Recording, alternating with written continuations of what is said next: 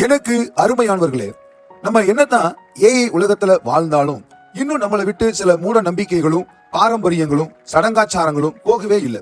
உதாரணமாக, ஏதேனும் பெரிய காரியத்துக்கு, அதாவது சாவு வீட்டுக்கு போயிட்டு வந்தா நம்மள தீட்டு என்று சொல்வதை பார்க்கின்றோம். இன்னும் நம்ம வீடுகள்ல பெண் பிள்ளைகள் இருக்கின்ற பட்சத்துல அவர்களோட மாதவிடாய் நாட்களில் அவர்களுக்கு தீட்டு என்று கூறி அவர்களை சுப காரியங்களில் கலந்து கொள்ள தடை செய்கின்றோம். தீட்டு என்றால் தமிழில் அசுத்தம் அல்லது தூய்மையற்ற நிலை என்று பொருள்.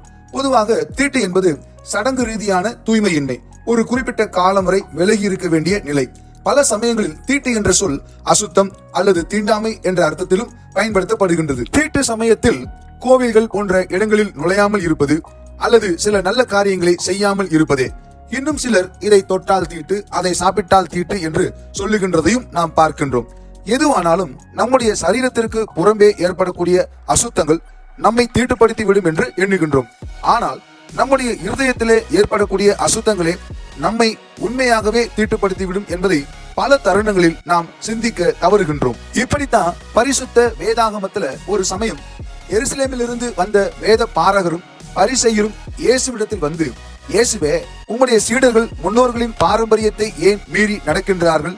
கை கழுவாமல் போஜனம் பண்ணுகிறார்களே என்கின்றனர். அதற்கு இயேசு, வாயுக்குள்ளே போகிறதெல்லாம் வயிற்றுக்குள்ளே சென்று ஆசன வழியாய் கழுந்தி போம் என்பதை நீங்கள் இன்னும் அறியவில்லையா? வாயிலிருந்து புறப்படுகிறவைகள் இருதயத்திலிருந்து புறப்பட்டு வரும், அவைகளே மனுஷனை தீட்டுப்படுத்தும். எப்படி எனில், இருதயத்திலிருந்து பொல்லாத சிந்தனைகளும் கொலை பாதகங்களும் உபச்சாரங்களும் வேசித்தனங்களும் களவுகளும் பொய் சாட்சிகளும் தூஷணங்களும் புறப்பட்டு வரும். இவைகளே மனுஷனை தீட்டுப்படுத்தும். கை கழுவாமல் சாப்பிடுகிறது மனுஷனை தீட்டுப்படுத்தாது என்கின்றார். இயேசு சொன்ன இந்த வார்த்தைகள் சரீரத்திற்கு புறம்பே ஏற்படுகின்ற அசுத்தங்கள் நம்மை தீட்டுப்படுத்தாது, மாறாக நமது சரீரத்திற்குள் இருக்கும் இருதயத்திலிருந்து புறப்பட்டு வரும் பொல்லாத செயல்கள் மட்டுமே ஒரு மனிதனை தீட்டுப்படுத்தும் என்பதை நாம் தெளிவாக அறிந்து கொள்ள முடிகின்றது. இப்படியாக நம்முடைய சரீரத்திற்கு புறம்பே ஏற்படக்கூடிய அசுத்தங்களையும், அதாவது அத்தனை தீட்டுகளையும் நாம் தண்ணீரை கொண்டு கழுவி சுத்தப்படுத்தி விடலாம். ஆனால் இருதயத்திலிருந்து புறப்பட்டு வெளியே வந்து நம்மை தீட்டுப்படுத்துபவைகளை நாம் எதை கொண்டு சுத்தப்படுத்த இயலும்?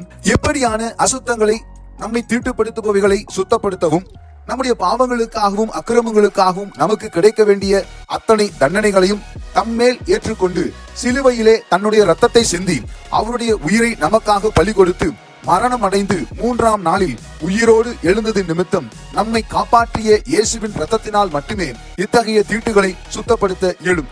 இயேசுவை அறிந்தவர்கள் அறியாதவர்கள் இந்த உலகில் மனிதனாக பிறந்த யாவருக்காகவும் இயேசுவின் ரத்தம் சிந்தப்பட்டிருக்கின்றது. சிந்தப்பட்ட இயேசுடைய ரத்தத்தினால் மட்டுமே நமது இருதயத்திலிருந்து புறப்பட்டு நம்மை தீட்டுப்படுத்தும் பொல்லாதவைகளையும் சுத்தப்படுத்த இயலும் என்பதை அறிந்து கொள்வோம்.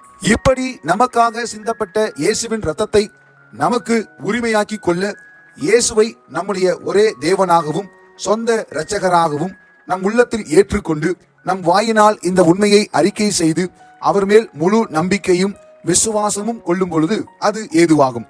இருதயத்திலிருந்து புறப்பட்டு வரும் இத்தகைய தீட்டுகளோடு நாம் பரலோக ராஜ்யத்திற்குள் நிச்சயமாக பிரவேசிக்க முடியாது என்பதை நினைவில் கொள்ளுவோம். இயேசுவையும் நம் யாவருக்காகவும் அவர் சிந்தின இரத்தத்தையும் அதன் மூலம் இயேசு நமக்கு சம்பாதித்து கொடுத்த பாவ மன்னிப்பையும் நமக்கு சொந்தமாக்கி கொள்வோம்.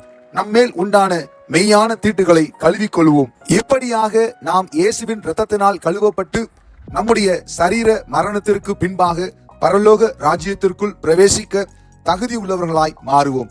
இக்காணொலியை இறுதி வரை கண்டுணர்ந்த மேற்கூறியவைகளை தங்களின் அன்றாட வாழ்வில் கைகொள்ளப் போகின்ற உங்கள் யாவரையும் பரிசுத்த தேவனும் உயிர் தெழுந்த ஆண்டவருமாகிய இயேசு கிறிஸ்து அளவில்லாமல் ஆசீர்வதிப்பாராக.